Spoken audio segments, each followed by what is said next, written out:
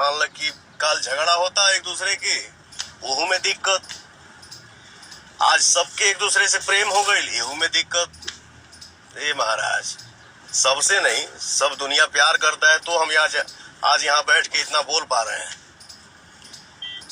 कुछ भाई लोग बाड़ा जा, बताओ, नीमन से रहो तब वो दिक्कत, बाउर से रहो तब वो दिक्कत। अरे पगला तो कहल का जाओ।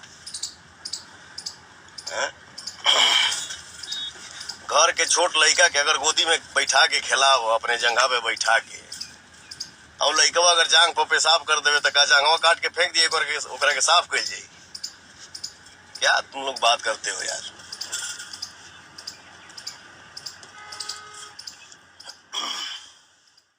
शर्म से नाक कट जाता है।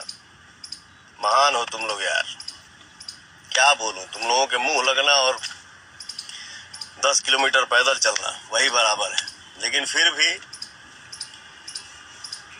लाई भी ज्यादा देर के ना रहनी है, हम ज्यादा देर के नहीं की, सॉरी।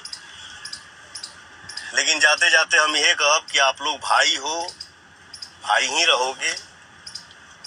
जे जौने लाइन में बा, हम एक्टर बानी, सिंगर बानी, और भी हमारा